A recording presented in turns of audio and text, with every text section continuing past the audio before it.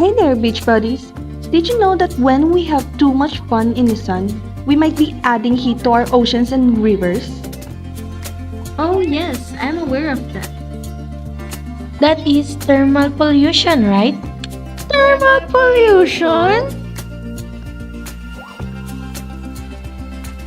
Yes, it refers to the degradation of water quality due to temperature changes. The sudden changes increases or decreases the temperature of the body of water by human influence. Wait, we don't get it! In simple terms, thermal pollution is when human activities raise the temperature of water bodies that endangers marine life.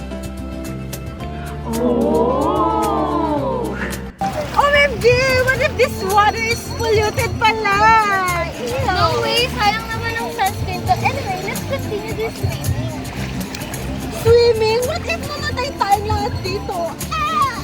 No, Ute! You're so OA talaga! But remember, it is bad for our skin. So sayang yung freshness natin. Yeah! What are the causes of thermal pollution ba kasi? I remember when I was in high school, my teacher told us that thermal pollution can be caused by deforestation, use of water as cooling agent and industrial, manufacturing, domestic sewage, the power plants, and the solar erosion, and many more. Wow!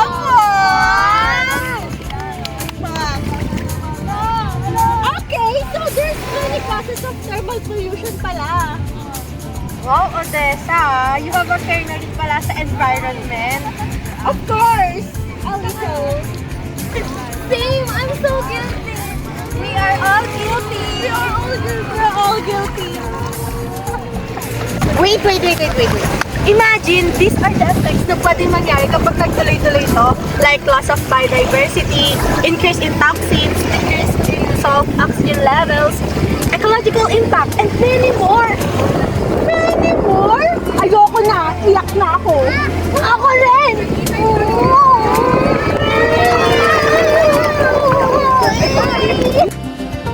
Aha!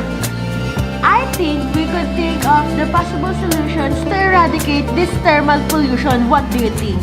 I think we should invest in cooling towers and alternative cooling technologies. We should buy that. For the very first time, hindi nasasali yun ang investment mo, ha? Of course, we will buy sunscreen naman after this, but for now, let's focus on the thermal pollution muna. Okay, we could also start by reducing waste and conserving energy and promoting cleaner water act. What do you think? That's right. And by being mindful of our energy consumption, we can help reduce the heat load to our environment and prevent further damage to our aquatic ecosystems. Remember, every small action counts, whether it's conserving energy or reducing waste. We can all make a splash in fighting thermal pollution. Diba?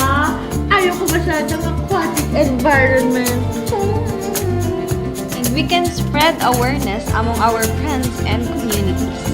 That's right. Let's spread awareness and start cleaning, besties.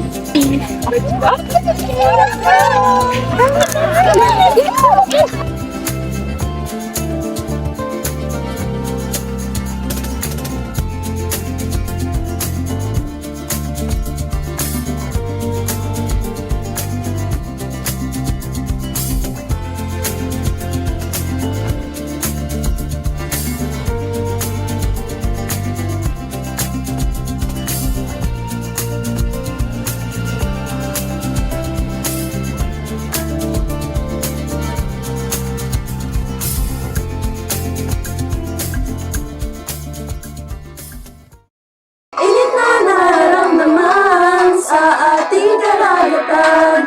Ating ditong solusyonan at gawa ng paraan. Feels like someone I'm with you when there's thermal pollution.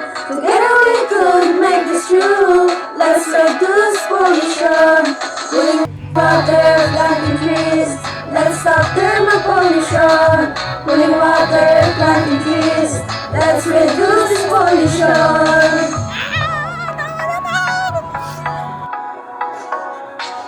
So, may